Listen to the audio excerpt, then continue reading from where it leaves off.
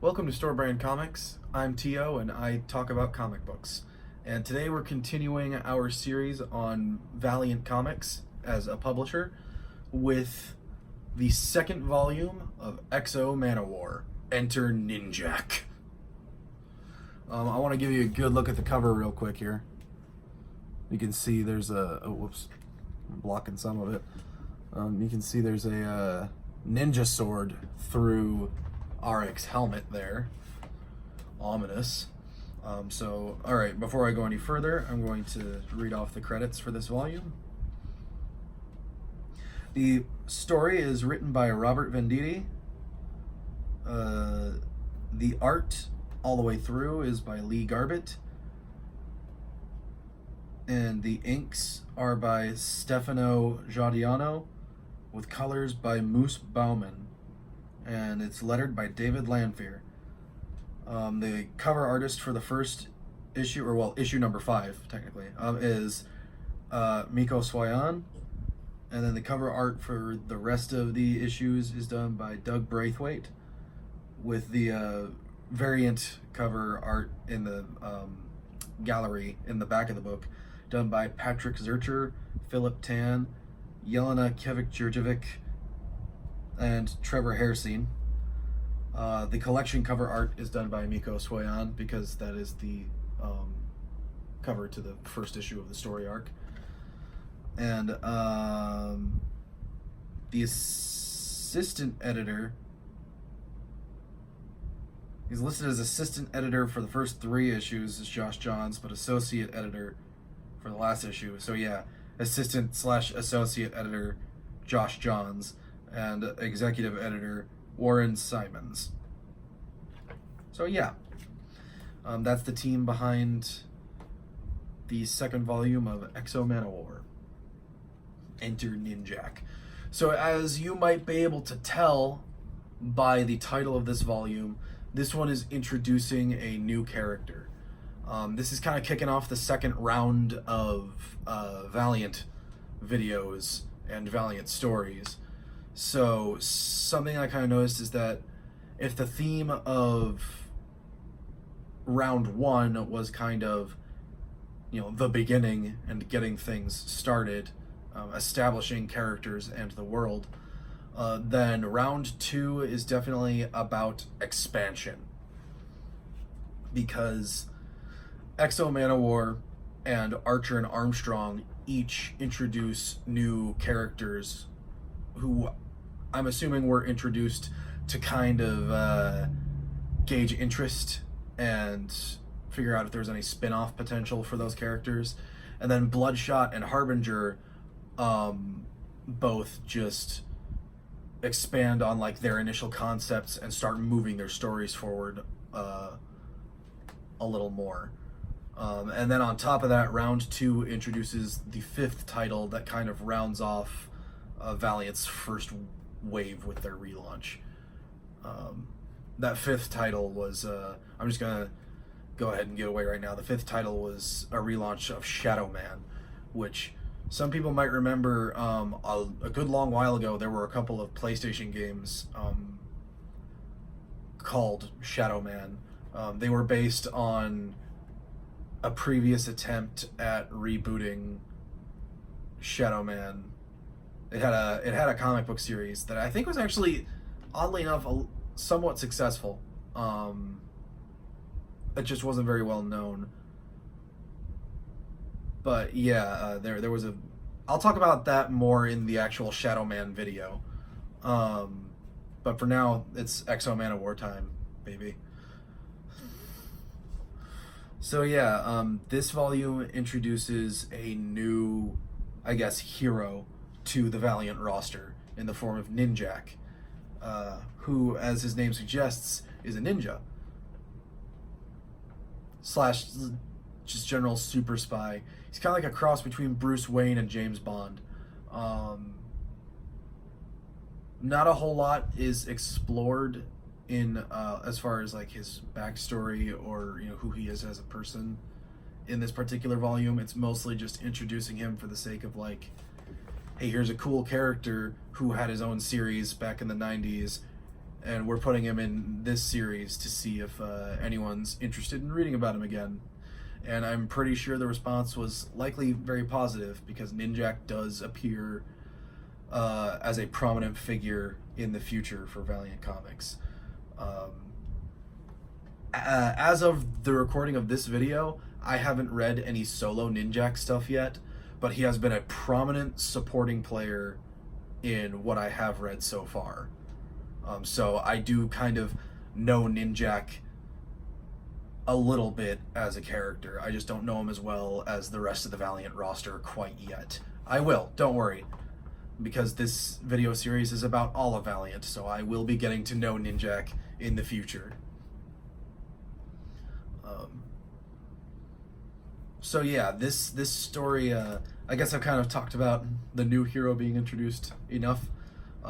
It's time to get into the meat and potatoes of the actual story, and learn why our precious special armor barbarian man is fighting a sweet new ninja boy. So Auric, X-O Manowar, I'm going to call him Auric. I'm used to just calling him by his first name. Auric, at the end of the previous volume, crash landed in the Colosseum in Rome. And so obviously the Italian government, started investigating that. He got an immediate military response, showed overwhelming dominance in terms of power, interrogated an Italian fighter jet pilot, and the suit translates languages for him just kind of universally. So he's able to understand all languages, both on Earth and from other planets. So this Italian pilot just tells him everything he wants to know. Auric asks, where are the Visigoths? What's happened to the Roman Empire? And the guy's like, there is no Roman Empire anymore. This is Italy now. Rome's just a city. And he says, and the Visigoths don't exist anymore. And Auric just kind of lets that guy live and flies off. And this volume kind of picks up where that one leaves off. Auric flies so far, he ends up in Peru? No. First he lands in a random field in Italy, meets a little girl, who's just inconsequential to the story. She's just a random little girl. But he asks her what year it is, and she tells him it's 2012, because that's when this story was published. And he's, oof. And that's when he flies off and ends up in Peru, of all places. So, immediately, world governments are getting news of this terrorist attack in Rome. And England is among the first responders, because England is overrun with the descendants of those Vine sleeper agents that the Vine that kidnapped Auric left behind. And just as the Vine kidnapped and enslaved people from a ton of different cultures all over the world, they also left their plantings, as they're called, all over the world. So there are human-shaped descendants of the Vine all over Earth, typically in positions of power. So a couple of ones stationed in England decide that they want to be the first ones to mobilize and retrieve Auric's suit. So they send, a squad, and I assume he's American.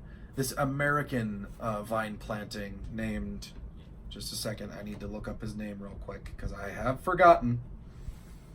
Alexander Dorian. I'm just going to be calling him Dorian from this point on. So an American vine planting named Dorian volunteers to go with this human SWAT team, I guess, or kill team, or whatever you want to call it, as they go into the jungles in Peru to take down X-O Manowar, Auric of Dacia. And basically as soon as Arik like hears the helicopter overhead, he suits up and just flies straight through it. This team like barely survives that initial attack, and then he just proceeds to slaughter them. Dorian only survives because he kind of hides from Arik, and Arik finds him, captures him, and decides to try and press him for information. So Dorian starts telling him about, the vine planting stuff. Like, Dorian basically gives away right away, like, yeah, I am a vine, I work for the vine. He even proves it by speaking their language. And so yeah, Arik is, displeased with that. So what the Vine agents in the English government decide to do is they decide to contact someone whose services they have employed before. An English ninja. It's already ridiculous. He's sort of a James Bond type, as I said before. He's called Ninjak, with a K at the end. Ninjak. Which, you might think sounds kind of doofy and stupid, like they were just trying to come up with a superhero name that incorporates the word ninja into it, but ninja doesn't flow very well into a whole lot of other words. And if that is what you were thinking, you would be absolutely 100% correct, because I'm pretty sure that's exactly what happened. They justify it later on in, the timeline of this universe, but for now, he's just ninja with a K at the end. Ninjak. So they hire Ninjak to go to Peru, capture or kill Arik, and retrieve the armor and bring it back to the Vine. So Dorian, upon the vine plantings can psychically I guess hold counsel with these vine elders that are back on their home planet of Loam. And the elders kind of reveal, they say that once they get the armor back from Arik, they're basically going to exterminate all life on Earth and recall the plantings back to Loam. And Dorian, who grew up on Earth, just as all the other plantings did, doesn't want that to happen. Now, the other plantings are psyched for this. They're like, this is what we've always wanted. We're going back to our home planet. And Dorian is like, but I like it here on Earth. And he's able to articulate his feelings on that pretty well over the course of this book. He even says to Arik, the Vine aren't allowed to eat fruit. We're not allowed to eat anything based on plants because they worship plants. He's like, there are no words in the Vine language for sweet. For the flavors that you would use to describe fruit. The Vine just don't have words for that. So Dorian is trying to convince Arik that he's on his side and he wants to help him save Earth, but Arik isn't taking it at first. So Ninjak shows up, and Arik is out of his armor while he's interrogating Dorian.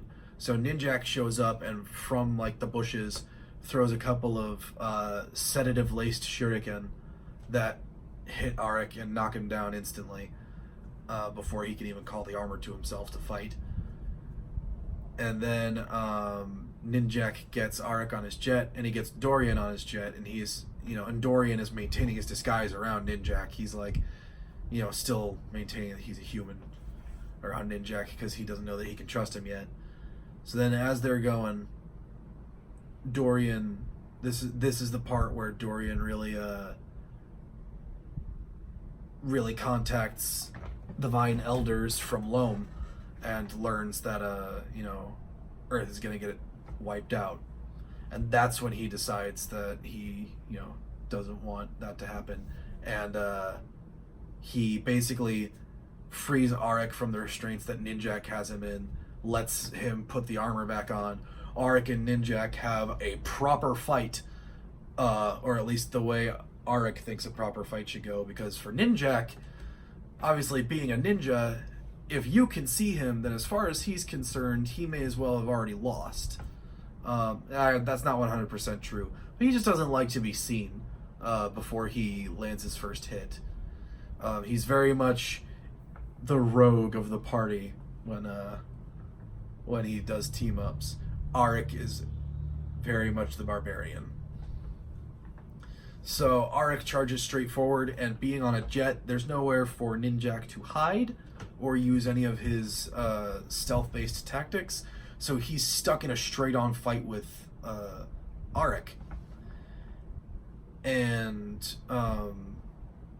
Arik ends up blowing a hole in the jet, flying off with Dorian in tow, and Ninjak, has to escape this falling jet, and they end up in Georgetown. I don't remember what the name of the country is. Georgetown, where is it? Oh, Georgetown, the capital of Guyana? The country where they found the Mew fossil in Pokemon. So yeah, they land in Georgetown. Arik and Dorian are able to have a real conversation. That's where Dorian starts, giving him the whole spiel about how, the vine don't eat fruit. I like fruit. I like earth. I like people. I want to save the planet with you. And he demonstrates this by, sharing some cherimoya with Arik. And then Ninjak shows up. He, tracks them down, holds a sword up to Dorian's throat, and he's like, "Oi, what's going on?" Because he's English. And Dorian is able to convince Arik that they want Ninjak on their side. And he's able to convince Ninjak not to kill him long enough to prove that Dorian is an alien, and that he wants to help, and that the three of them can basically team up. And there's this really funny bit where Dorian uses the whole psychic council thing. So he has to close his eyes, basically fall asleep. But Ninjak has to kind of hold him up on his feet, make sure he doesn't tip over while still holding a sword to his throat. And while Dorian is doing the whole psychic council thing, there's this fun little comedic bit where Ninjak is, I think he's talking strategy or whatever to Arik or something like that. Or yeah, I don't remember what the exact conversation Ninjak was trying to start was. But he just looks at Arik, and Arik is eating the fruit. He's like, cherimoya. Just offers him some cherimoya because Arik is like, hey, we're in a truce right now. May as well eat, right? So I just think that's really funny. I love that contrast between honorable warrior and cynical super spy. The relationship between Ninjak and Arik is honestly one of my favorites in Valiant Comics. A lot of the relationships Ninjak has with other heroes actually are some of my favorites, because I really like much later on, Ninjak forms actually kind of a close friendship with Bloodshot of all people, to the extent that Bloodshot basically has Ninjak on call for emergencies. That's a little bit of a spoiler, but this is a long-term series, so there are some things that I just kind of got to give away, I guess. But yeah, so like I said, Ninjak becomes a central figure as Valiant goes on. And it makes a lot of sense, too, because he's really cool. So yeah, Dorian manages to prove to Ninjak that he's an alien and that he's trying to help them. So the three of them team up, go to London, basically attack MI6 headquarters, wipe out all the Vine that are there, and after all that, Ninjak disappears, Arik flies off, and Dorian is left to basically just work on some things from behind the scenes to help the effort against the Vine. So, and then Ninjak, there's like an epilogue to this book where Ninjak, out of costume, goes to, I guess he's going to be the new director of MI6, a guy named Neville Alcott, telling him about, this Vine threat. And Neville's like, yeah, I already know. Nobody took me seriously before when I started saying there were alien invaders. And Ninjak is like, well, I take you seriously because I fought them. And Ninjak gives Alcott like a list of known vine plantings all over the planet, so the Earth can start fighting back against the aliens that have been living here for 16 centuries. Oh, another thing too. Aric's actions on Earth against the Vine, as well as Dorian turning against the Vine and teaming up with him, prompts the Vine to send an attack fleet to Earth. So this volume ends basically in anticipation of a fleet, an invasion fleet coming to Earth that Aric is going to have to deal with.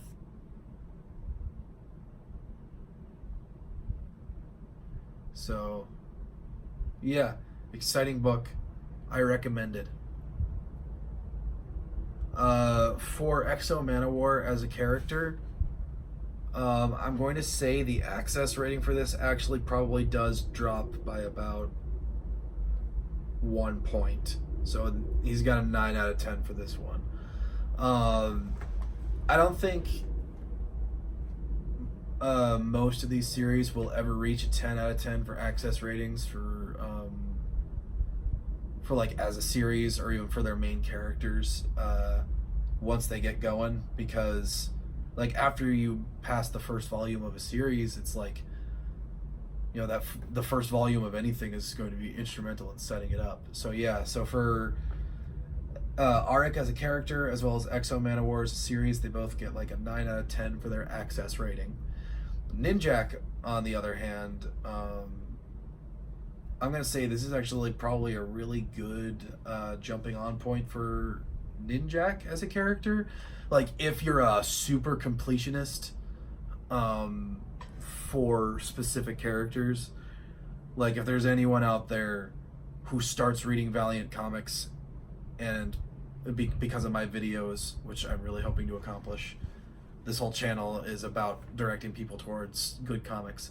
But if anybody starts reading Valiant Comics and becomes like a Ninjak super fan because of it, I will say that X-O Manowar Volume 2 is actually probably a pretty good starting point. So I would give this one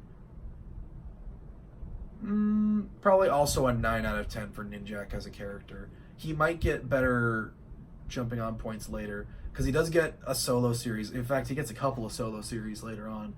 So either of those might give a better rating. But yeah, so far across the board, I'd say it's probably a 9 out of 10. Because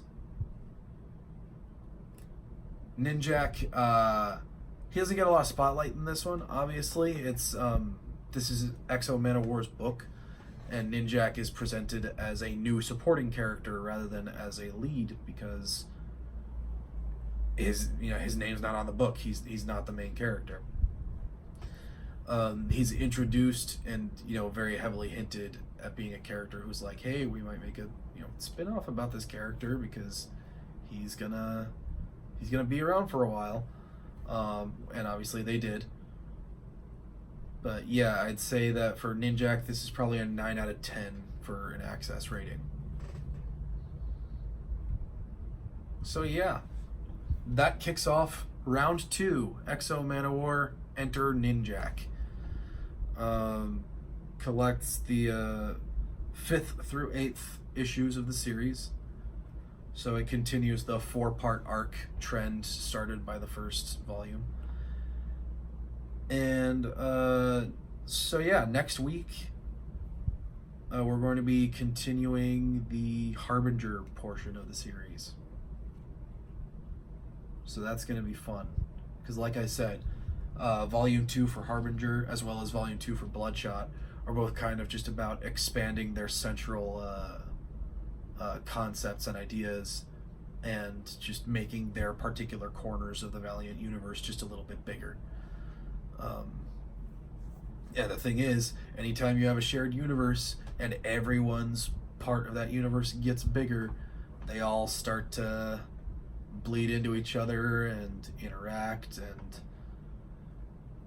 one thing that I really like about Valiant that I'll get into much more in the future, once actual crossovers start happening, but one thing I really like about Valiant is the fact that anytime there is a crossover, anytime these characters do interact with each other, they have an actual impact on each other's stories and the directions that it all takes.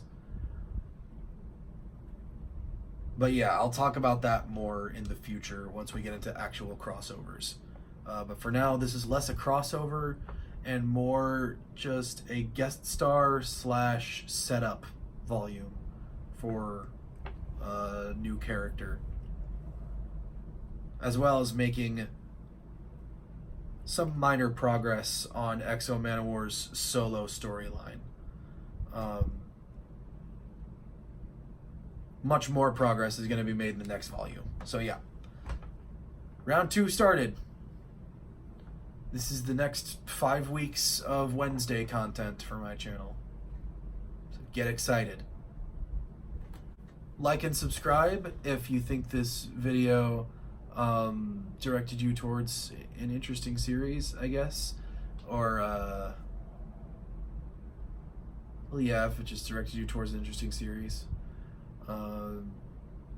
That is in order to like and subscribe. If you're already subscribed, then unsubscribe and then subscribe again. I actually have no idea what that will do, like if that will affect anything.